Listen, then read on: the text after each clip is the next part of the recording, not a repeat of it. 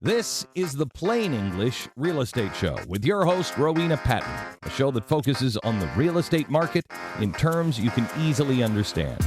Call Rowena now. The number is 240-9962 or 1-800-570-9962. Now here's the English girl in the mountains, the agent that I would trust, Rowena Patton. Good morning and welcome to the show. This is the Real Estate News Radio Show on WWNC 570.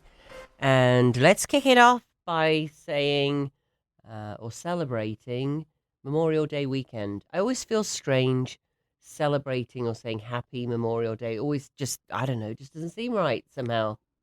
I know what you're saying. Right? Yeah, I do. Especially this year. I don't know. There's been so much going on, and with the war, obviously, it's just unbelievable. So Memorial Day, that's the time when we remember people who've been served, of course, who have served, and really their families as well, because there are still a lot of people left behind without those, the loved ones that aren't here anymore because they served and because they really gave the ultimate sacrifice of their lives. That's right. And that still affects many, many, many families out there. So our thoughts and prayers go out to you, and we remember your veterans with honor. And on the phone this morning, we have a caller already. David Heim, how are you this morning? I think we lost David. Hello, it's David. Hello, David. How are you? I'm just fine, Rowena. How are you? Wonderful. I was just saying, it's always so difficult to say Happy Memorial Day because Memorial Day, I don't know, it just feels like a time when we remember people. And what should you say on Memorial Day, do you think, David? What do you say? I think of the people that are up in heaven and the people who are lamenting their loss down below, and with sadness and a mixture of pride for their sacrifice. Did you actually say the people down below who are lamenting the loss of being upstairs? Is that what you meant? Oh, I like that. I meant the folks in heaven and the people who are left here on earth. Oh, I see. Yes, that's exactly what we were just saying. You probably got your radio turned down because you're on the phone. I thought for a moment there you were saying those downstairs, as in hell, because they didn't do right while they were here, which I don't know was somewhat amusing. So, good morning, David, and happy Saturday. How are you today?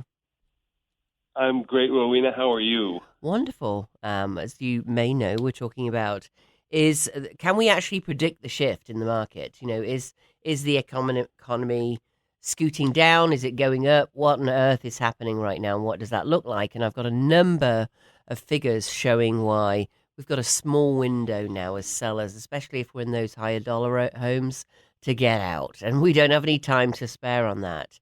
Do you have any thoughts on that for us, David? Are you seeing any friends or family buying a home or selling a home right now? Well, Juliet, my wife, and I are in an interesting situation. We bought our house timed beautifully, pretty much at the bottom of the market. Wonderful. And it has appreciated hugely in the last 8 or 9 years, Mm-hmm. To the point that we would consider selling. Mm-hmm. But it's do you hold it and hope that the market stabilizes, or do you wait? What's the right? That is a great question. It's a question also a lot of people are asking. Do you have any just gut feel of what price point your house is at, David? Well, the interesting part of that, the price point for us is in the sevens, probably. Okay, so that's a very good. That's a very good one to talk about. We have about. to buy something once we sold it. Of course. And what kind of price point are you looking to buy at once you've sold your 700? Well, we were contemplating building rather than buying. Okay. And what did you plan to do while you were building a home? I beg your pardon? What are you planning to do while you are building a home? Where will you live if you sell your house? Well, we probably contemplate a short-term rental. Okay. Yep. So we'll talk about that as well. And what price? A very clever realtor like yourself would say to us, we'll write the contract to give you some time in your home. Absolutely. You have to find a short-term rental. That absolutely. I'm gathering all the facts right now, and then we can talk about what are the different scenarios of how this could play out for you based on the figures that we're seeing now and the leading indicators, which I'm going to go through with everybody today. But thank you so much for calling in, David, because hearing a real life situation, I think, really helps people rather than me going, well, if you're doing this and doing that, this is a real life situation. So thank you. You're a popular man this morning, my gosh. Or is that all the callers we're getting in, Randy, on this topic? Because everybody's thinking, oh my gosh. Can I just say one? Yes, of course. Can I say one thing before I leave you? Of course. There's no small irony that it's Memorial Day weekend and the Homes for Heroes program is such an amazing thing to honor veterans. But I think we also honor you, Rowena, for your program. Oh, my gosh. Please explain it again to folks who haven't heard it. Of course, yes. Homes for Heroes, that is. We've given back over $800,000. It's not a few dollars here and there. You get 25% of our commission, whatever we earn on your sale or purchase. And that is veterans, active military, police, fire, healthcare professionals. I think I got veterans in there as well. Did I get teachers? And teachers as well. So if you're in any of those categories, we can help you. And it hurts my heart when I especially hear nurses and doctors for some reason say, oh, I've never heard of it. So thank you so much, David. That's very much appreciated. My pleasure, Rowena. I wish you a wonderful Memorial Day weekend. Well, just one more question for you, David, in terms of gathering some info about what you're doing next. So if you weren't to build a home, if we could find you a home that is new or newer, what would you be looking at and what price point would you be at? Well, ideally, in the region of Fletcher, Cane Creek Valley is what we love. Okay. Beautiful environment there. It's in the middle of everything, but away from everything at the same time, which gives you all the best advantages. Probably 3-bedroom, 2.5 bath, between 3,000 and 3,500 square feet would be wonderful. Some acreage that we might subdivide for our children. Okay. And why are you leaving your current home? Because your current home's quite large and it's 700. So why would you leave your... No. The contemplation that we would do is that we would consider selling if we could buy a property that's the right size so that we could subdivide it. I see. So you want more acreage. That's the goal. Create a compound for our family. I see. So if you could move your current home onto a bigger piece of land that you could subdivide, would that work for you? Got it. Okay. All right. I see the scenario now. Thank you so much. You're welcome to stay on with me if you want, but it sounds like you've got an awful lot of calls to get to there. I wish you a wonderful day, and Rowena, it's a pleasure speaking with you. Absolutely. Thank you so much, David. It's always great to hear from you. Same. Okay, so David is in a house that is actually mid-sevens, so let's say 750. And he is looking to, it sounds like if he could pick up that home and plop it on a piece of land that is bigger that he could subdivide, that would work. So a couple of scenarios there. It is great that he'd look to be in a short-term rental. Just bear in mind when you're building, that can be a little difficult right now. I know we've all heard about that. And especially with a larger home. And if any of you are builders out there, you are welcome to call in and talk to this. But what we're seeing is around 18 months to 2 years. So that's a significant amount of rental. And if you're renting something larger, you're going to be talking about 3,000 or something like that a month for a larger property. So 12, 24, 36. Let's see if we can do the math really quickly. And so for 2 years, you're looking $70,000 to $80,000. That's a lot in rent for one thing. So if you can take that $70,000 to $80,000 out of the the balance sheet, as it were, and we could find you something that's new that fits the bill, maybe a master suite on the main. I mean, obviously, I'd go into this in more detail, but a master suite on the main, that kind of thing. Then if we can find you something that's already existing that's got that larger land, it's probably going to be a better buy right now. Although, again, this takes more of a conversation. It may be that there are specifics that David and his wife want in that new home that they can only get by building. So if that's the case, we've got a number of builders that we work with. whereby we'll place you there. It's often very useful if you can stay in your home until you actually build a home. However, let's have a look at what the market's doing right now. So, I've also looked at these figures for around the country, and I've looked at Atlanta because that's always the one that may be a little different to ours.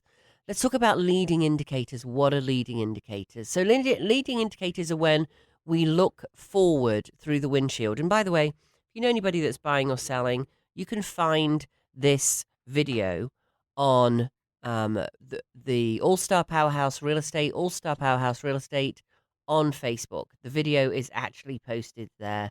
I believe I posted it on mine at Rowena Patton on Facebook as well. But you can certainly find it on All-Star Powerhouse. Yes, it's also on Rowena Patton on Facebook, so you can find it in either places, or All-Star Powerhouse Real Estate, which is my business page. So this whole presentation is on there. There's it's a video of this presentation that I'm going through with you right now, plus me speaking to it. So, you can watch that and share it with anybody you'd like to. So leading indicators, that's when you're looking through the windshield. You're not looking in the rearview mirror. So the figure that we have for what is going on in the market right now, and I don't hear anybody else talking about this, quite frankly, anywhere, are new listings. What new listings are coming on the market? And that's in terms of supply. So all you're hearing on a regular basis is that there are no home sales out there at all. There's just nothing going on. So, there's just no houses out there. When you look at the figures above 400,000, and remember, the vast majority of people are buying at or above $400,000. Did I say 4,000? No, 400. Got it. Okay, so 400,000, that is the average price. So if we look at new listings that are coming on above that, that's what we'd call a leading indicator. You're all hearing about supply and demand all the time on the TV, on the news, on the radio. So new listings is the supply. Now, another figure that we've got that's a very early figure, not looking in the rearview mirror, is how many showings does it take each listing to have? That's the demand. How many showings does it take each listing to have to go into contract? So we'll look at those figures. And let me just cut to the chase. If you can't be bothered or are going out and doing something else, or you're bored with figures and you're putting your head under the pillow right now, for sellers, the new listings are coming on at a clip in both areas we've looked at so far, and the showings per listings are also increasing. So it takes more showings to get that home sold. The other trend we're going to look at is the sales price. That's a lagging indicator. So, it looks like we've got Ralph on the line. Good morning, Ralph. How are you doing this morning? Hey, good morning, Ro. How are you this morning? Good. How you been? Wonderful. Nice to hear from you. So Likewise. do you have any friends or family that are looking to buy or sell right now? Well, it's funny you text me at this time because, I have the retreat, which you know about. And so I guess it's been roughly about a month ago, I had a gentleman come out to stay. He was a former UDT, which was before the SEAL teams were formed. They were called underwater demolition technicians. So Okay. he was trying to relocate out here to Asheville. So he stayed out in the about a month or so, and he traveled, all around, Bryson City, here, Waynesville, and unfortunately couldn't find anything in his price range. Yeah. And that's what I think a lot of folks that, veterans on that side are, current or retired, don't have the income to be able to support the price here in Buncombe County. Absolutely. And I want to honor you, Ralph, and say, A, thank you for your service, and B, thank you for the wonderful work you do with the retreat. Do you want to just tell our listeners for a second what that's all about? Yeah, so Veterans Retreat is a nonprofit that was established a couple of years ago. We allow veterans returning from deployment to come and stay a few days free so they can reconnect with their loved ones whom they've been away from for, many months up to, a year. And so they're able to reconnect, just put their feet up, enjoy Western North Carolina, and de-stress. That's what it's all about. It's really a wonderful service, and thank you for pointing out again how much the homes have gone up. So when I started in real estate in 2017, and I'll just give you the Buncombe County figures, I remember the average home price being around $175,000. It's now $425,000. The problem is our, veterans' income hasn't gone up a whole lot. Salaries haven't gone up a whole lot. So, and of course now we have inflation at a 44-year high. So it makes affordability very hard. And my heart goes out to veterans out there that can't afford a home. Plus the fact 40% of our homeless in Buncombe County are veterans, which, I mean, how can that be? How does that happen? Right. So, you're exactly right. we are in a shifting market right now. So that does mean we're going to see prices coming down. And it starts at the top, which is why we're looking at prices over 400,000, the average here being 425 right now. And we're going to go through some of those. So, there is some light at the end of the tunnel. We're also going to see over time, but it's going to take a little bit of time. The cycle, as you know, Ralph, is 7 to 11 years. So the bottom of the market traditionally is 3.5 to 5 years. So we've got 3.5 to 5 years to go to see those lower prices. Plus the fact if we actually live a little further out, then we're going to get more for our money. But I wish I could offer some hope right now, and I really can't. It's about getting creative, I think, and looking at other ways to fund a home. So, for example, here's an idea you can give, Ralph.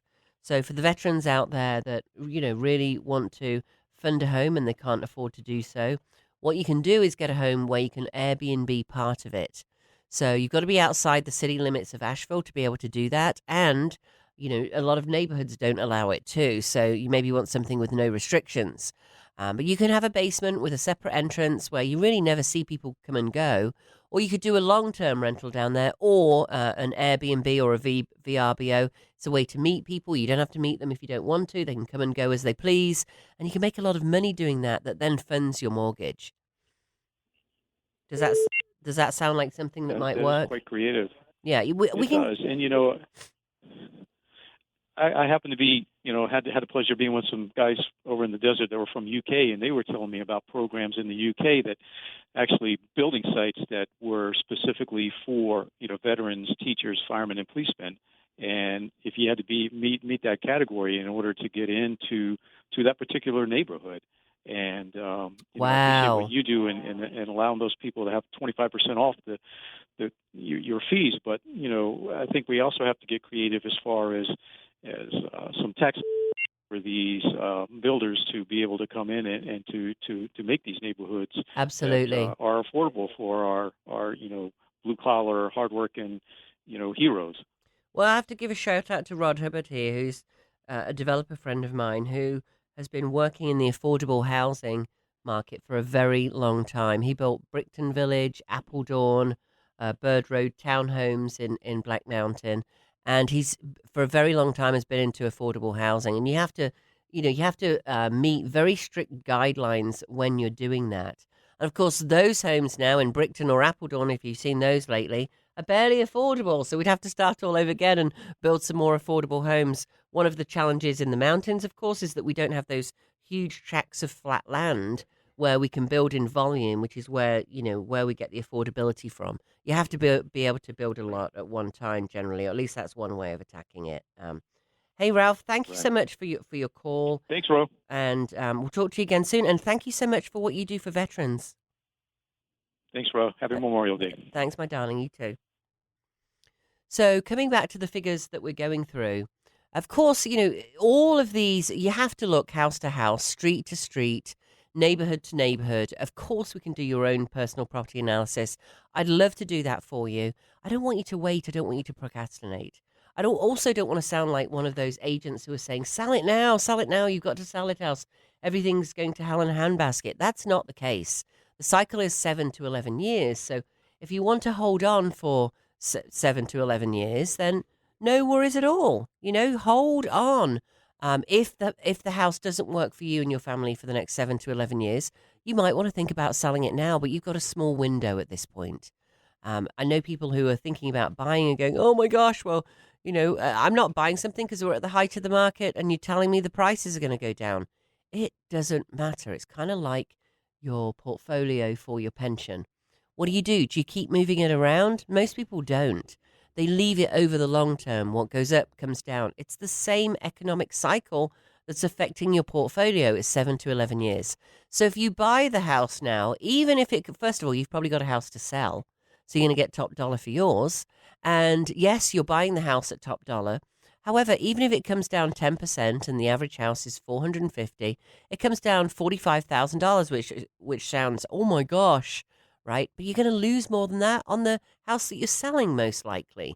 So it all comes out in the wash. And if you're not moving for 7 to 11 years, the home's going to be worth more. The trend is always up. Peak to peak is always up. So if your home's worth $400,000 now, we're just guessing, of course, probably going to be worth $500,000 in 7 to 11 years. So it always goes up.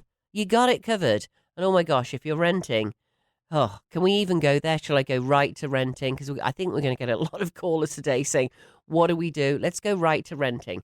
So the average rent is around $2,200. I know a lot of you are paying more than that. So let's just work on 4 months to 48 months. That's 12, 24. Yeah, 48 months is 4 years. Let's work on 4 years. So $2,200 in rent. That's waiting until the market's at the bottom. Of course, we can never time it exactly, but that's the average, 4 years' time. So $2,200 times 4,800 months is $105,000 and $105,600, right? So round it up, $106,000, just to make it easy to say. So $106,000 you're going to pay in rent. Of course, if you're paying more rent per month, that goes up. So $106,000, guys, is a really, really, really big cushion. And then people say, yeah, but we're waiting till the interest rate's going down. On that note, I'm going to go over to Cameron Ball, who we've got live standing by. Cameron, tell us what the interest rates are going to do. I feel like I should be standing in the middle of a hurricane when you pass it off like that.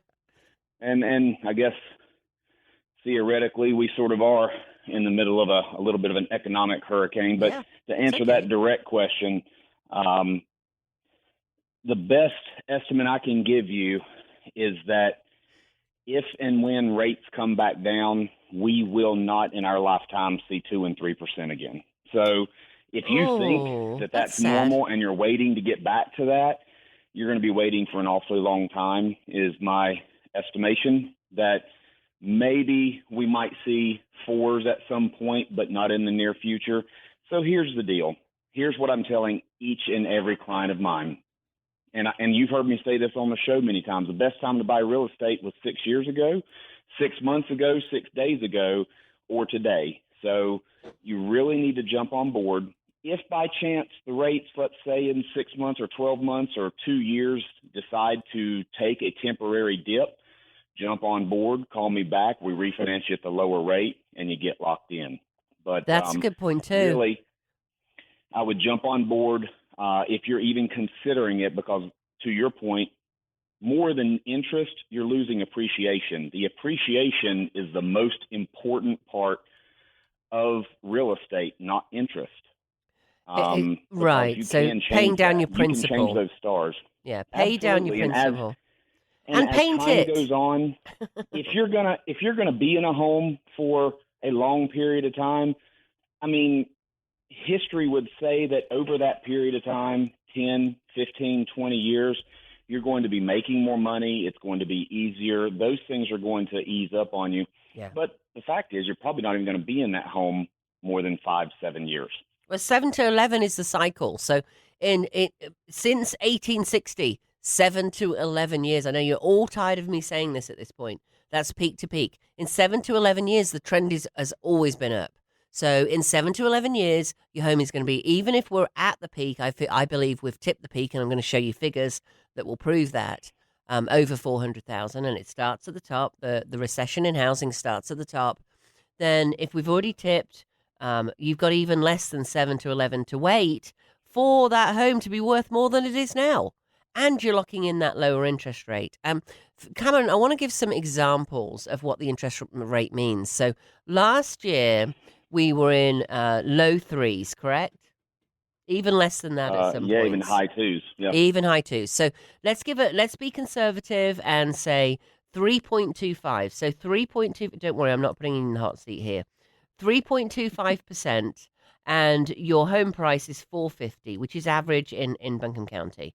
You're putting 5% down. You might be putting 10%, 15%, 20%, whatever it is. We're going with 5% down. That home at 3.25 is going to cost you, and I'll send you all these figures. I'm more than happy to do it, or you can go to mountainhomehunt.com, mountainhomehunt.com. This calculator is on every home on there. So $2,564. Let's just round it up to $2,600. So last year, that $450,000 home was costing you $2,600 a month. So, okay, now we go to 7%, which a lot of people are predicting by the end of the year, early next year. Guess what it goes up to? $3,547. It's nearly $1,000 more. So for the average person, they don't have $1,000 more.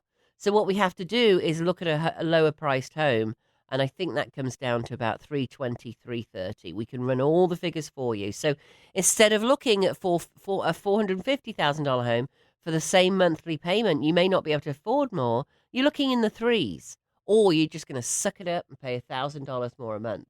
That's kind of scary, isn't it?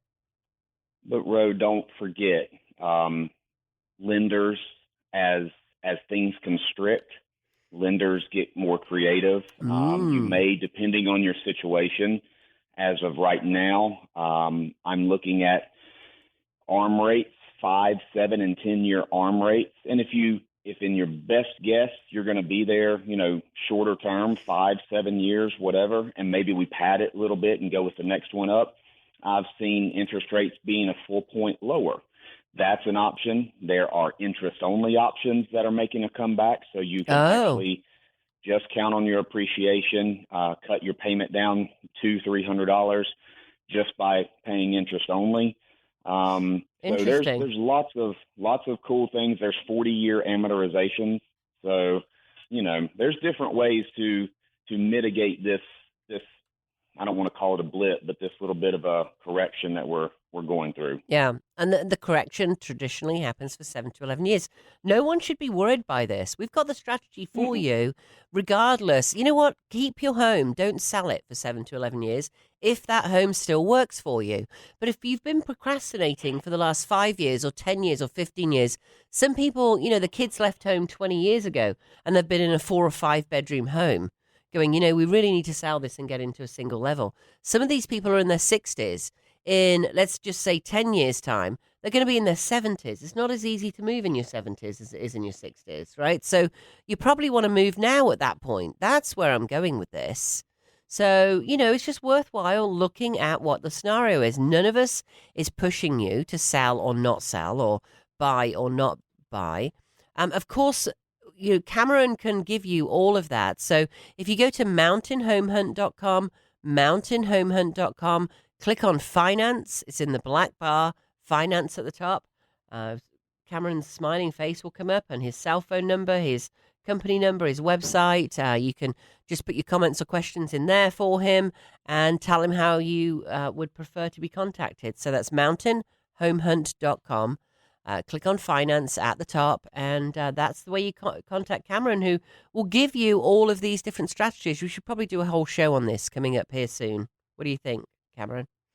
Yeah, absolutely. I think it'd be the appropriate time to get some questions answered. Yeah, I think so too. Have a great Saturday, Cameron. Thank you so much for calling in today. And I stopped short of saying Happy Memorial Day because it's not happy, but please, everybody, take a moment to be thankful for the freedoms we have and the ultimate sacrifice that has been given. Absolutely. Yeah. We should come up with a term that is appropriate to say, and maybe some of you veterans out there know that. Today we honor Memorial Day. How about that? Let's honor Memorial Day and honor the veterans. Thank you all. Yeah, absolutely. All right, my darling, thank you so much for calling in. You have a great weekend. You too. Okay. Bye-bye. Bye. So I'm going to jump over here to Jacob in just a second.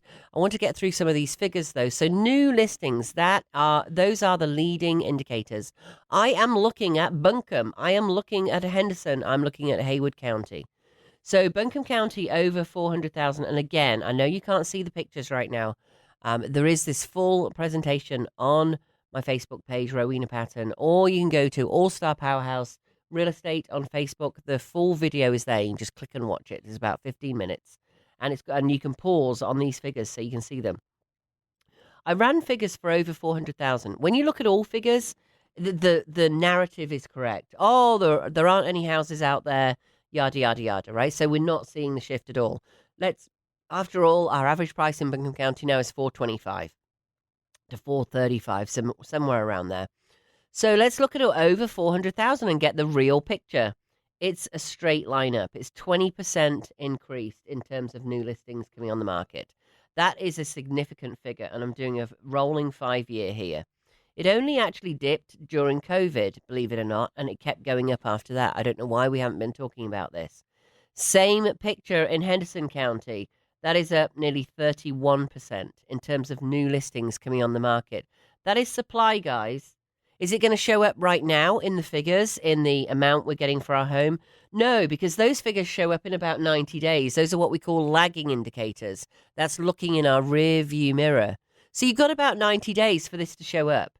But it's a line going straight up. Henderson County, 31% we've gone up in the numbers of listings on the market.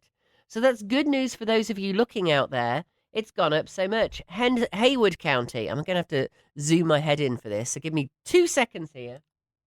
33%, 33.4% in Haywood County. So those are some significant figures. This is over 400,000 new listings coming on the market. It's a straight line up.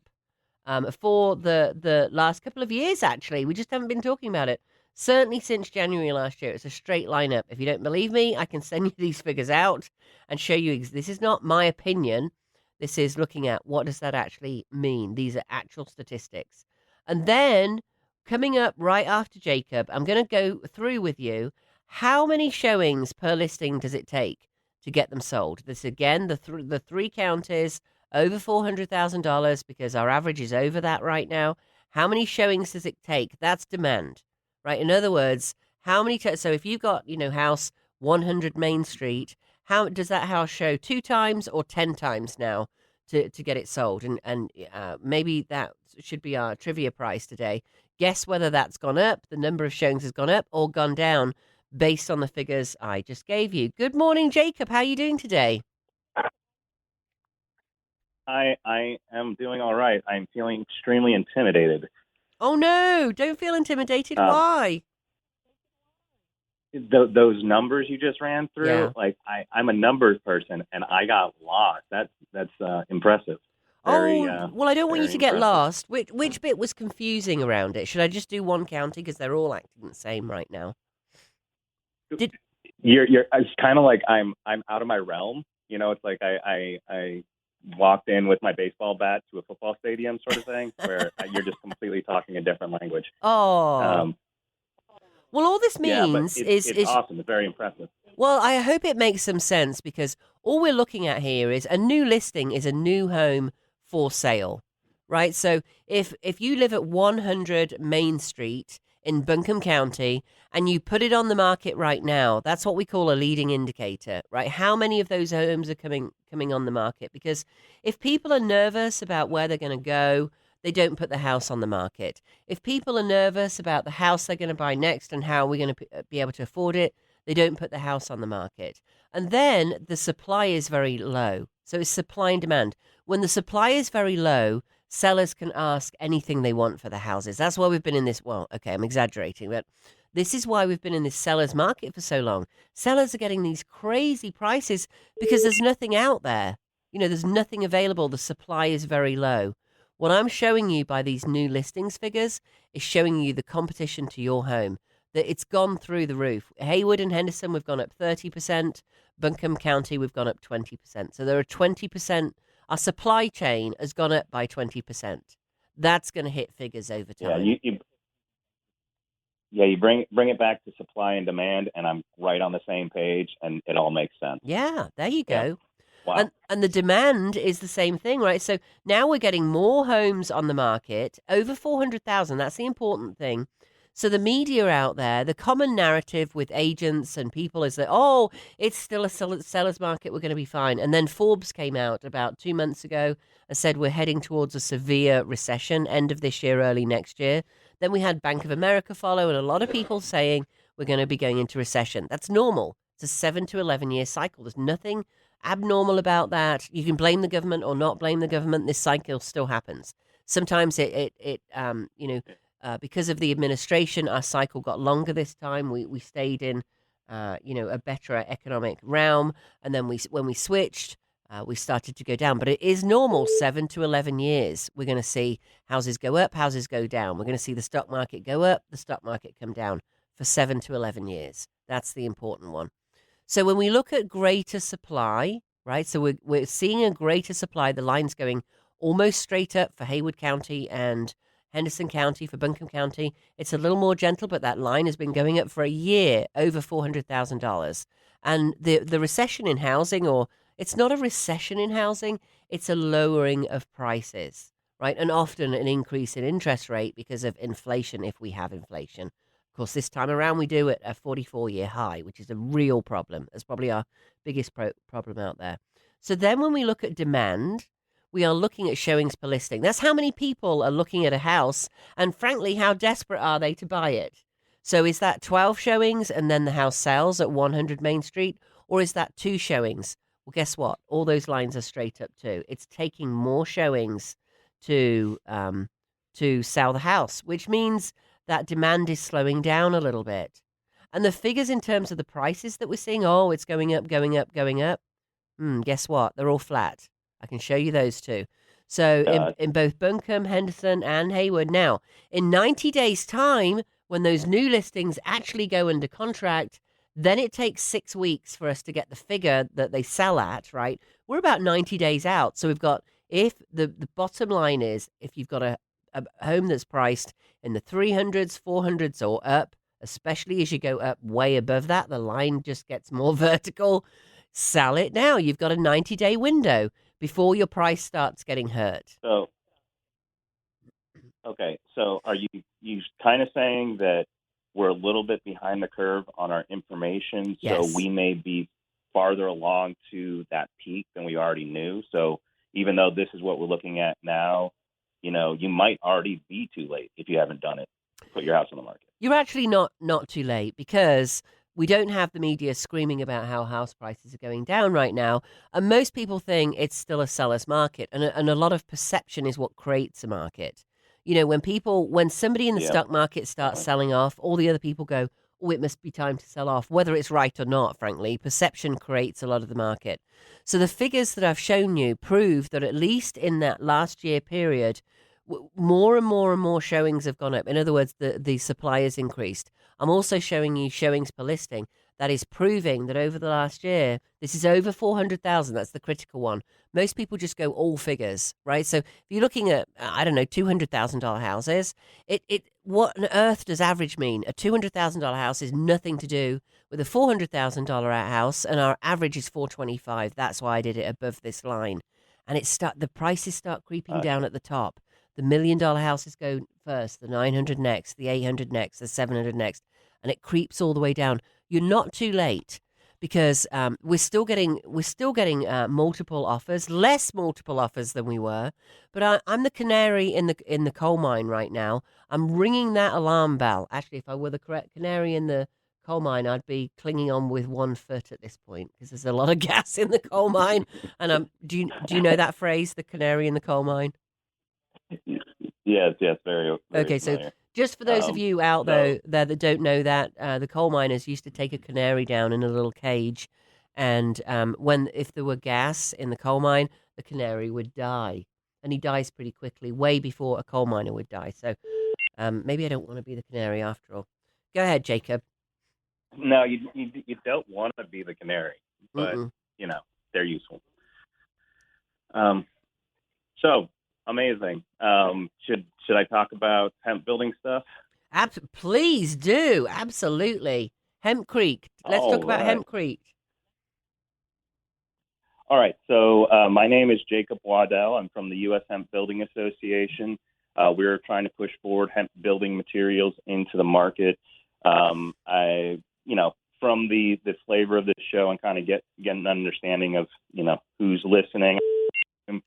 We can go into some science details about these materials and how they work and how they operate, but really what we need to start to to be looking at and thinking about is green building and a green market in the building industry and the residential industry moving forward. We're seeing a big push from the government to try to get to net zero buildings, and this is unrealistic unless you have carbon negative items to make up for the carbon positive items that are going to be required in a building. And hempcrete is one of the few carbon negative materials that you can put into a house and really make it a healthier environmental place. So I guess the pitch here is, as we get farther down this ecological pathway, keep your eye open for green buildings and the green real estate market. Absolutely. And if you Google this stuff, if you're at home, hempcrete, it looks like cinder blocks, correct? Looks like big grey blocks that are a little bit thinner than a cinder block, the hempcrete. What does it look like? Okay, so different methods and different outputs. What you're looking at there is a hemp block. You can also have panel forms, and you can also like form it in place, like in the framing. Ooh. So it looks like almost when it's wet, it's like almost like mud and sticks. You know, it's like these are aggregates in like a lime, but they're like, you know, woody aggregate, and then you can pack them in, and then they dry and they become hard like stone. They're part lime or majority lime in traditional hempcrete, and yeah, so you basically create like a stone wall. So I know, I just had somebody text me to say, they posted on the Facebook page. Do you get high in a hempcrete house? We might start we might start to craze here, Jacob. Yeah, no, I hate to disappoint everybody. You will not get intoxicated at all by the house. You'll actually be less polluted because normal housing materials are off-gassing things, and you're going to remove that off-gassing. So you're going to have less chemicals.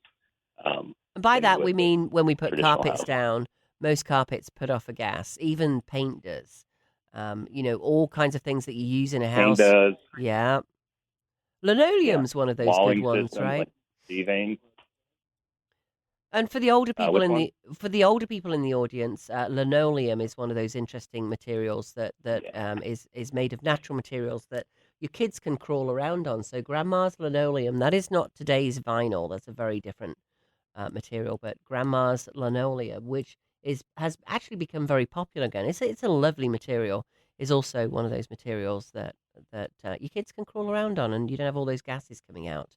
And the interesting thing for me, Jacob, when I started looking this up, is that Asheville is like the epicenter of this. I had no idea of hempcrete houses. Yeah. Yep. And the first permitted U.S. homes were in Asheville in around 2009. Things have developed and changed since then a little bit in the country, but yeah, that's the kind of the hub for, you know, American building in a way. And I guess we are kind of cool and hip here, so that kind of makes sense. But guys, you got to Yeah. see these. Well, Just Google hempcrete part- house in Asheville, and you'll be amazed, absolutely amazed at what these things look like. And you're going to have to give me, if you have any contacts for the owners of these, give me the contact for them, Jacob, another day, and we'll get them on the show because they are just fascinating. I don't have the contacts, but I will tell you that one of them didn't go for sale. So one of them is at least on a second owner. Ooh. So I don't know exactly what that transaction looked like, but that might be interesting stuff to see how that went through. Did that affect a housing price? I'm not sure it would be good or bad because people probably didn't understand it enough to quantify, you know, a value to it. But that would just be interesting to me, just some market analysis. I was just doing. But yeah, I'm looking so for I it don't right know. now. I'll go. Yeah, no, I'm putting hemp. I'm putting. Yeah. Apparently, there's lots of hemp hill. Of course, you know we have to say, guys, we are in Asheville, so you'd expect that. Can you believe that when I type in hemp, and this is the entire Charlotte MLS too, we've got Hemp Hill Street, we've got Hemp Hill Road. So you know, I Well, went. those are the signs of history. Yes. Because when you you see the word hemp in there, it's because hemp used to be grown all over this country, and that's why that word's prevalent in streets, in names of cities. Like it seems weird at first, but it's not like they renamed the street recently. Right. Well, what would we do, Jacob? You said we were growing it years ago all over the country. What were we doing with it then? If that's not a dumb question. I mean, other than people smoking No, it. No, it wasn't being smoked almost at all. It was primarily used for cloth, ropes, clothing, canvas. I mean, the word canvas is from cannabis because that's what people use. Oh Sails my for boats. gosh. Those were all made from the cannabis plant, like from the fiber side of it. Wow. Honestly, when we look at the illegalization, a lot of people point to the fact that it was competing with cotton. So cotton had an interest to get it out. It was competing with wood and paper. So wood had an interest in getting it out. It was competing with, like, if we didn't have plastics, we wouldn't have nylon, which was really the only option to replace hemp rope. So without the development of polymers, we couldn't have stopped using hemp because hemp is such a strong natural fiber that it was used on critical aspects of materials that needed strength. So, as usual, modern materials came in and pushed out something that was natural and very strong. And now we're using modern materials with hemp, like hempcrete, for example, to bring it back. It's really interesting. I actually had no idea that it was grown all over the country and used for such. Yeah, there's stuff like the draft of the Constitution was on hemp. You had to grow hemp at certain points in this country's history. You of course have, like, in World War II effort, there was Hemp for Victory, which basically we had to legalize hemp because of these economic and social or political reasons, and then we were getting it all from Asia, and then we went to war with Asia, and we suddenly didn't have the supply we needed for all these critical materials that needed strength. So we had to grow hemp domestically. And then the war ended and it became illegal again. And, the push continued. If only we'd learn these days to so do more things at home complicated instead of history. be importing it from abroad. We might be able to be self-sufficient, whether it's hemp or anything else. That is fascinating. I had no idea. Wow. Absolutely. So how can people find out? What does your organization exist for, Jacob? So what's your business model? What are you out there for? And how can people get in touch with you? Okay, so we are the U.S. Hemp Building Association, and we also have, that's the 501c6 members association. We have 501c3, which is a charitable donation, which is U.S. Hemp Building Foundation. We're there to kind of set up this industry and kind of move this forward and push it forward. Most recently, we got recommended for approval for the IRC residential codes. We're preparing in 2 years to go for the commercial codes. In this country, we have not been using this material, but they've been using it in Europe. So we have a long history, and we can see the past 30 years that how they developed and how these homes have been successful. So we're just trying to move it into this market. We're working on standards for quality controls in components. Right now, we're working on educational materials. I am making cartoons. It's a lot of fun. So we're really there just to try to make people aware and realize this option's out there. And when people, like I said, this environmental stuff, whatever side you lean on, that's the way that it seems like things are going. And we all need to be prepared for a developing market. And this is a key to that developing market. Got it. And you're national, correct?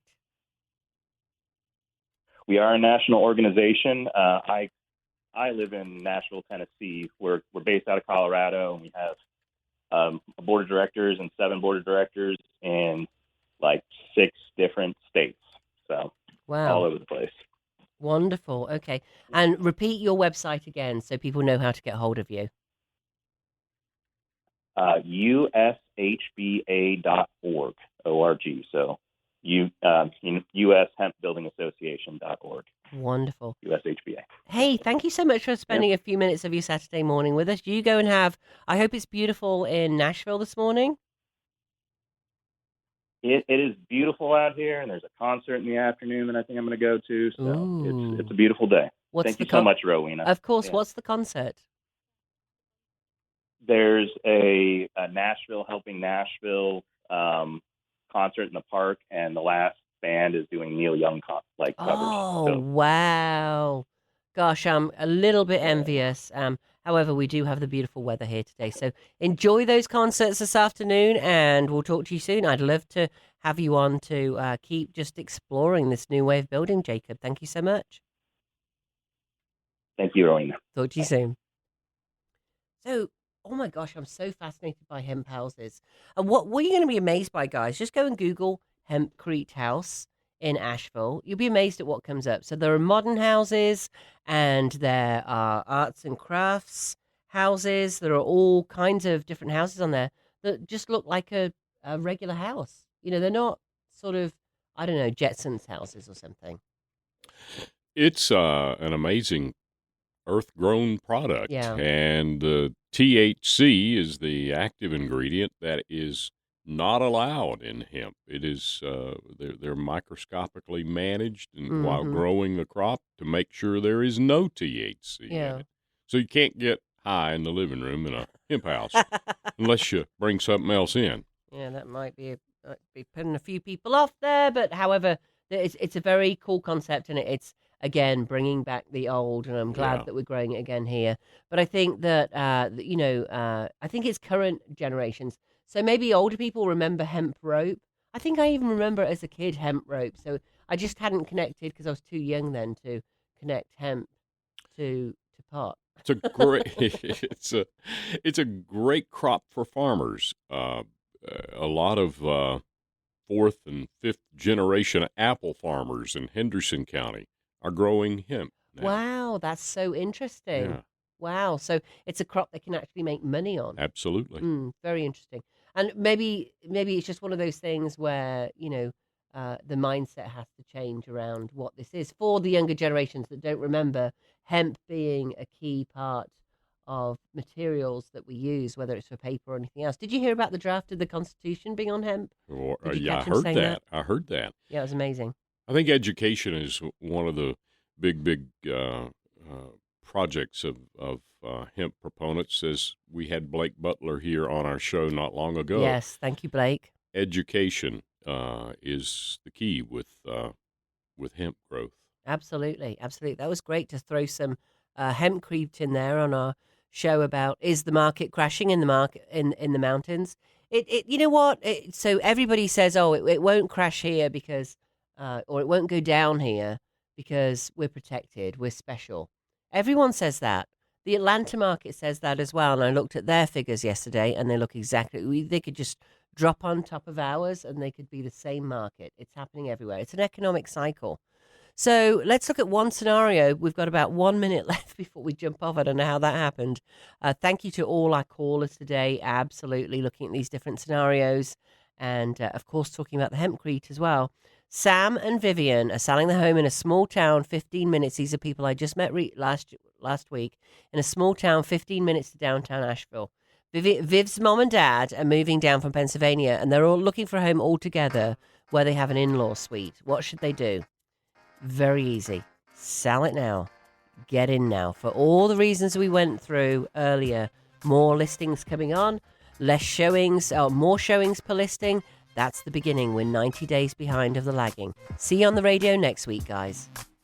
This has been the Plain English Real Estate Show with Rowena Patton. Visit Rowena and post your questions at radioasheville.com or call her at 828-210-1648.